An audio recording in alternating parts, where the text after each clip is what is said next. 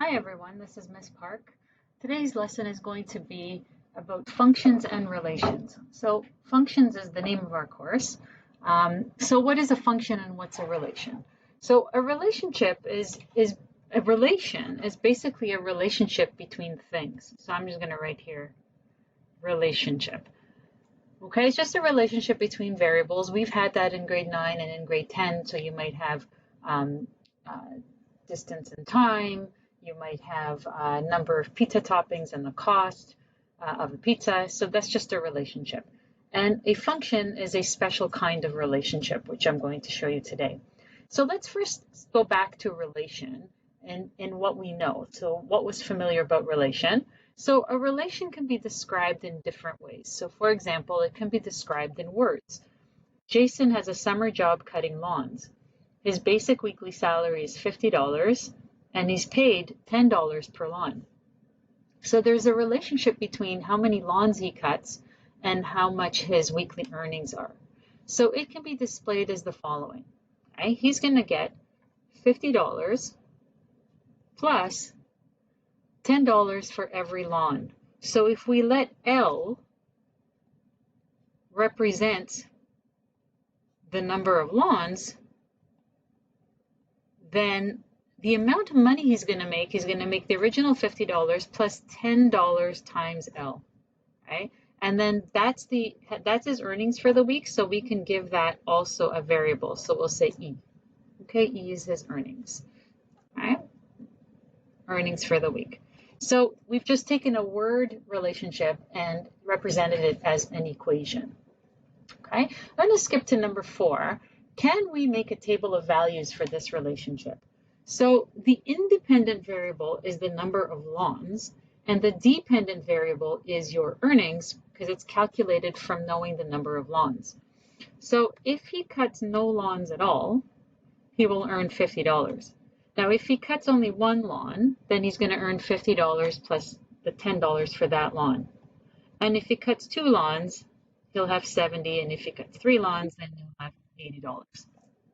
Okay, this table of values gives us an ordered pair. It gives us ordered pairs. So ordered pairs, if we look at these things as just points, they go together. So the 0 goes with the 50. So ordered pairs we write in brackets, and they're ordered, meaning that it matters which one comes first, the 0 or the 50, and it's a pair because there's a pair of numbers. Okay, so 0, 50, 160, 270, 380. And these are the same, it's the same relationship, but now represented as ordered pairs. I'm just going to skip down to graph. Okay, we can take those ordered pairs and put them as points on the graph. So if we're just going to have to fix this scale a little bit. So let's go where it says, can't even read it. I think it's 1, 2, 3, 4, 5. Let's make it 10, 20, 30, 40, and so on. When he starts with, it's probably a bad scale. Sorry, I'm going to do this again. Let's go 20, 40, 60, and 80. Okay, let's do that. Okay, and forget all these. So when he's cutting no lawns, he's going to make $50. So that gives us a point 0, 50. Okay, that are ordered pairs. And then we have a point 160. And then we have a point 270. And then we have a point 380. And he's going to hopefully cut more lawns, so that those points will just continue in this direction. Okay, now I could draw a line now because I can see that this is a linear relation. I could draw a line. I'm actually not going to because he can't cut half a lawn, right? Or a fraction of a lawn. And by filling in a line here, that's going to suggest that it's not only these points, but it's also all the points in between. But that doesn't make sense in the context of this question because it's number of lawns. So I'm just going to leave it like that. Okay. Here's a new thing for grade 11. So this is called the mapping diagram. Mapping diagram is the same as a table of values, except that the numbers are not necessarily in the right order. So for example, my 0, 1, 2, 3 I'll just go 0, 1, 2, 3. Not that it really matters. I could use any order. And then I'm going to mix up these other ones. 50, 80, I'll just go like that. And what connects them is arrows. So the 0 goes with the 50, the 1 goes with the 60, the 2 goes with the 70, and the 3 goes with the 80. Now, had I put these in the order of the table of values, you would have just seen horizontal arrows. But a mapping diagram shows that regardless of what order we write them in, we can still represent what goes with what. Okay, so you might look at this and say, well, what's the point of this? Hopefully you'll see soon when we talk about functions, there is a point to it. Okay, input-output diagram. So consider this is called there's a little f there. It's f for function, but it's not necessarily, and we haven't said yet what a function actually is. So let's ignore that f for now. Basically, think of this like a computer that has input and it has output. So the input is what you feed into the computer, and the output is what comes out. So for example, if you have a calculator button, if you have a calculator and you put the 25 in there and hit the square root button, your answer will be 5. Your calculator will show 5. So that means that the input to that button is 25 and the output is 5. And what's happening inside here? Square root. All right, so something's going in, something's happening, and something comes out. So in the case of this lawn situation, what's happening? The number of lawns is coming in, and the earnings is coming out. And how are the earnings determined? Well, inside here, what's really happening? The earnings are determined by this relationship. Okay, so L is the input, E is the output. All right, now you might look at this and say, well, that's kind of strange. Well, it is, but we will get to this again in an upcoming lesson. Okay, we're going to ignore these things that are down here about domain and range. That's also an upcoming lesson, and we're just going to continue to the next page.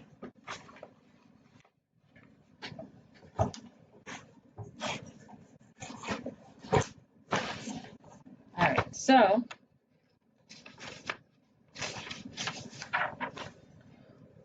on the next page, we have our little practice. So let's see. Oh, actually sorry, my apologies. Okay, so this is where we're going to learn about functions. So that first page was about relations. Now this page is about functions. So what's a function? A function is a type of relationship, a type of relation where every input has only one output. Okay, if we're talking x and y, what this is saying, it's saying every x has only one y. So let's think about the lawns situation, right? This guy's cutting lawns. If I input a number of lawns here, how many different earnings could I calculate? So let's say he cuts 100 lawns. How many different earnings could there be for that 100? Right? There could only be one. There's only one way you could calculate this earnings given any number of lawns. So this situation of the lawns is a function. Okay, it is a function. A function is a special kind of relationship where if you put in one number for here, for the input, you can only calculate one number for the output. So aren't all things functions? Well, they're not. So here's an example. Y equals x squared. Is y equals x squared a function? You'll recall that y equals x squared is a parabola with the vertex at 0, 0. If I put in a value for x, so let's say if I'm looking for a point that has a particular x value, let's say x equals 3. How many points on this parabola would have an x value of 3? So let's see, 3 would be somewhere over here. There would only be one such point. And what if I said an x value of 0? Well, there's only one such point. How about an x value of -10? Well, there would be out here somewhere, and there would only be one such point that has an x coordinate of -10, right? If you look at it algebraically, we would say, when I put in a number here for the x, how many different y's could I calculate? So if I make x is 3, y is going to be 3 squared, which is 9. If I make x is -10, y is going to be 100. If I make x is 0, y is 0. How many different y's could I calculate for any x? Well, there's only one possible y. So this is a function, okay? There is only one y for each x. All right? Now turn your attention to the next one. Y squared equals x. So this one, I'm going to simplify this expression. I'm going to take the square root of both sides so that I can have y equals, because that's what we're used to saying, y equals. But when I take the square root now to get y equals, I'm going to take the square root of both sides and I'm going to get this. But when we take the square root of anything, we're actually going to get two answers. We're going to get plus or minus. We learned this in grade 10. So when I put in a number in for x, I'm actually going to get two different numbers for y. If I put 100 for x right now, then I'm going to get y is plus or minus 10. Okay, plus or minus, so two different answers. So this one, not a function. So there are two y's for every x. Okay, I'll just note, just as an aside, we can't just put any number we want in here. Like we can't put a negative number into here. It won't be defined because we can't take the square root of a negative number. But for any x that we do put in here that makes this defined, there will be two y's. So that's not a function. So let's go some examples. Okay, so identify which of the following relations are functions. Okay, now this part, state, domain, and range, we're not going to do today. Okay, the height of a football is related to the time since it was kicked. So what this is saying is if I just draw this, here's the time and here's the height. The football's on the ground, it's kicked, it goes up in the air and comes back down. It's asking, is this a function? It means for any t, for any point in time, how many different heights are there? So if you think about something going up in the air and coming back down, at any point in time, could it be in more than one height? It can't, because like if I'm time over here, there's only going to be one point that the ball is going to be at, one height. If I'm here, there's only going to be one height that the ball is going to be at. So there's only one height at each time. Otherwise, this ball is going to be at two places at the same time, which is impossible. Okay, therefore that one is a function. Okay, let's look at the next one. Remember the rule for what a function is. Every x must have only one y to go with it. So check all of these x's. 1, 2, 3, -1, -2. Do you ever have a situation where there's an x repeated with a different y? Okay, and we don't, right? Every x is different and every x has a y value. There's none repeated. So this is a function, right? Every x has one y. Okay, now let's look at the third one. 3, 3, 2, -1, 4, 1, 3, -2, 1, 2. Do you see an x that's repeated with two different y's? And we do. So this one is 3, 3, and this one is 3, -2. And that's a problem. That makes it not a function. Not a function because x equals 3 has two different y's. Okay, let's look at these tables of values. What do you see? You're looking for an x that's repeated with different y's. Okay, and the first one doesn't have. The first one, all the x's have different y's. So this is a function. I'll just put an F for function. All right, and we look at the second one, uh-oh. Now we see the 0, it has two different y's with it. So this makes it not a function, and this makes it not a function. Because the 3 also has two different y's. Okay. Notice in the first one, we had a situation where there are two different x's that have the same y. That's not a problem. You can have two x's with the same y, you just can't have two y's with the same x. Right? If that's a little confusing, let me just sketch out this first one.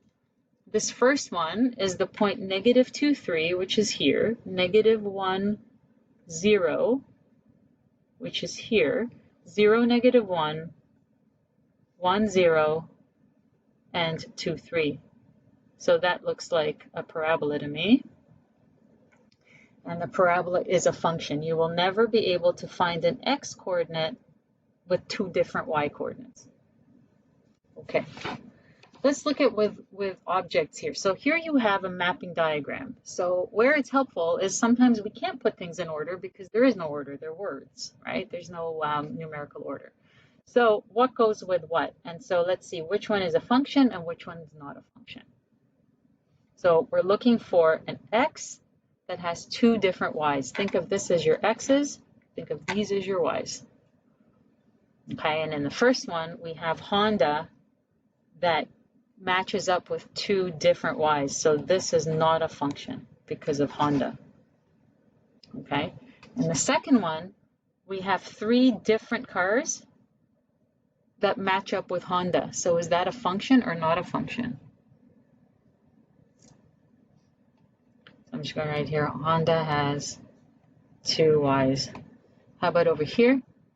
So this one is a function because you are allowed to have different x's with the same y, just like with the parabola. We got this x and that x both have the same y. This x and that x both have the same y. That's cool.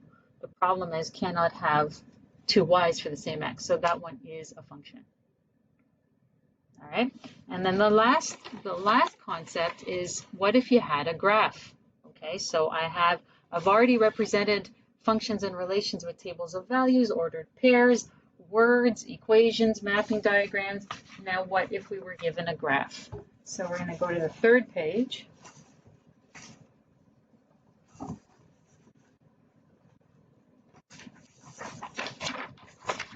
this is the third page.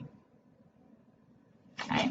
And basically what the third page is saying is that if you have a graph, you're still looking for every x cannot have more than one y. So let's look at this one up at top. This one up on top.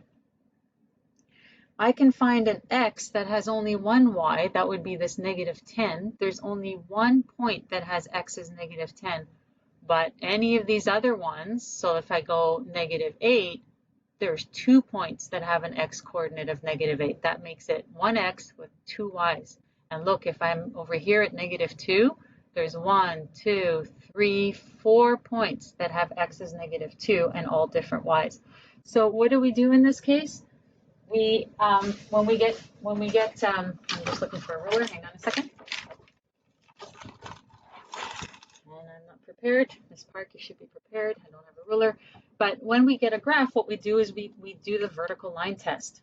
So the vertical line test just basically says we take a vertical line, we put it on our graph, and if we find any place that the line will cross the graph in more than one point, like that, crosses here, here, here, and here, then we know we have a situation where we got one x with multiple y's, and that makes it not a function. So just because I could draw a vertical line here and have this x have only one point, one y, it's still not a function because in all of these other places, it breaks the function rule. All right, so the vertical line test, if you can draw a vertical line through more than one point, then that graph is not a function. Okay, so that's how it works. This is your practice page. Okay, so this is your homework page. Some things I want to mention here that you may or may not know. Okay, these are individual points. Okay, so if you put your ruler, you might still cross 2 points at the same time. So this one would not be a function because I can cross 2 at the same time. Notice when x is -3, there's 2 y's. So that is not a function. All right, what happens with the circle? What happens with all these other ones? The only thing I wanted to mention about this is every now and then you're going to see an open circle. See that open circle? That's a closed circle. What that means, a closed circle means it includes that endpoint. The open circle means the graph goes right up to that endpoint, but not including the endpoint. Okay, so it's just that one point that's not included. And the only other thing I should tell you with this particular page is that when you see endpoints, they end, but when you see a graph going to the end of the grid, that's just not nice printing, but basically it means it goes on forever. Okay, so that's the only thing you need to see from here. And then you can decide if it's a function or not a function. And then I will post the solution to this and we can answer any questions in class. All right, thank you for watching. See you soon.